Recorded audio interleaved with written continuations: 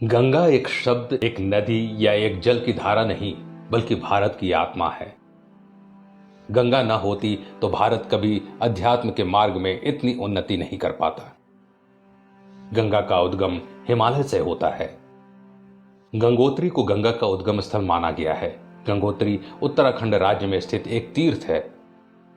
सबसे पहले गंगा का अवतरण होने के कारण ही यह स्थान गंगोत्री कहलाया, किंतु असल में गंगा का उद्गम कुछ किलोमीटर और ऊपर श्रीमुख नामक पर्वत से होता है।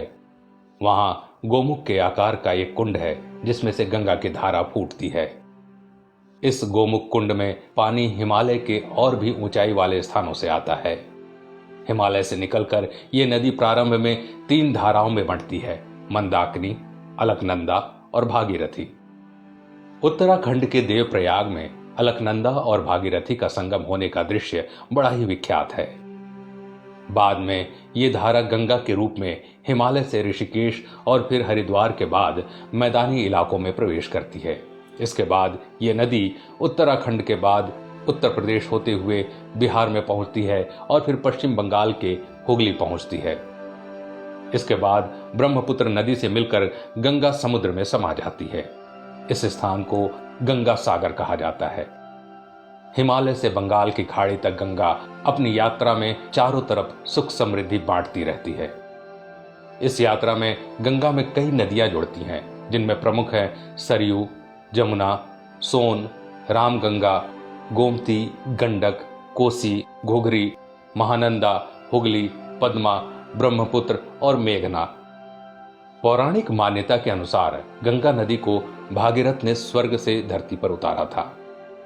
गंगा श्री हरि विष्णु के अंगूठे से निकलकर भगवान शिव की जटाओं में आकर बस गई थी, क्योंकि गंगा का वेग इतना प्रचंड था कि अगर सीधे गंगा धरती पर आती तो पृथ्वी का संतुलन ही बिगड़ जाता। राजा भगीरथ इक्ष्वाकु वंश यानी कि भगवान राम के ही पूर्वज हैं। ब्रह्मा से लगभग 23वीं पीढ़ी बाद और श्री राम से लगभग 14वीं पीढ़ी पूर्व भगीरथ हुए। भगीरथ ने ही गंगा को पृथ्वी पर उतारा था। हिंदुओं का ऐसा दृढ़ विश्वास है कि गंगा में स्नान करने से उनके पाप नष्ट हो जाते हैं। हर हिंदू की अंतिम इच्छा यही होती है कि मरने के बाद उसकी अस्थियां गंगा जी में प्रवाहित की जाएं। इसी विश्वास के चलते सैकड़ों वर्षों से निरंतर गंगा में इंसानी अस्थियां और राख बहाई जा रही हैं। लेकिन आश्चर्यजनक रूप से इतना सब होते हुए भी गंगा की अविरलता और निर्मलता में कभी कोई कमी नहीं आई। इसके पीछे क्या वजह है, ये हम आज इस वीडियो में जानेंगे।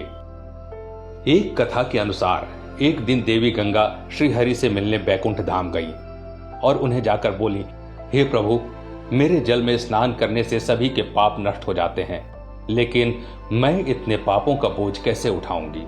मेरे में जो पाप समाएंगे उन्हें मैं कैसे समाप्त कर पाऊंगी?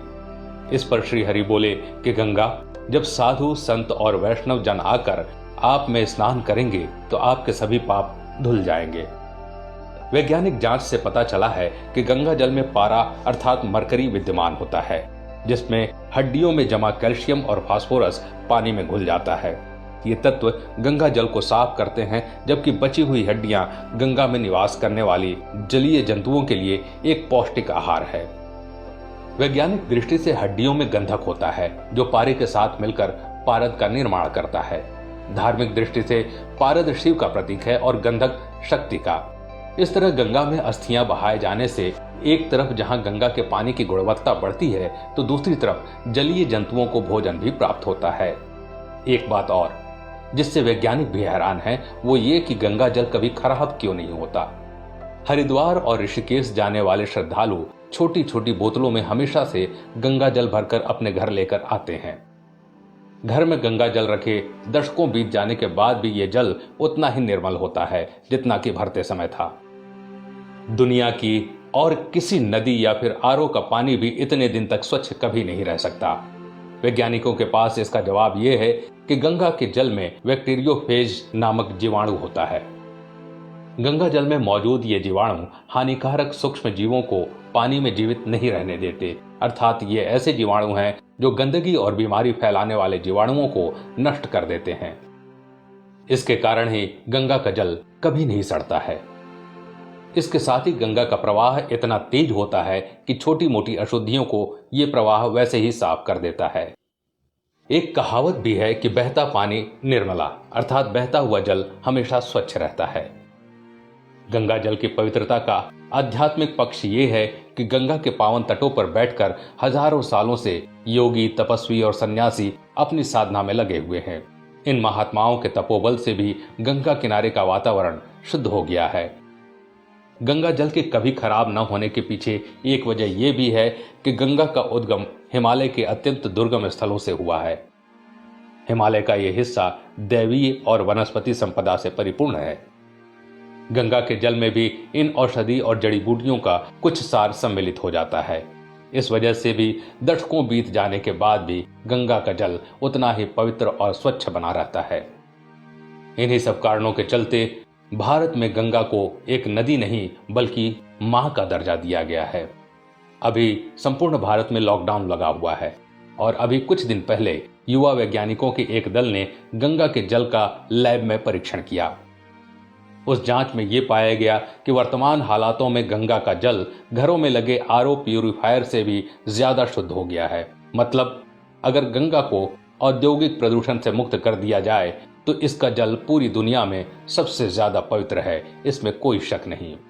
दोस्तों, आज के लिए बस इतना ही। अगर वीडियो पसंद आया तो लाइक करिएगा और ऐसे ही वीडियो देखने के लिए हमारे पेज को फॉलो जरूर करें। धन्यवाद।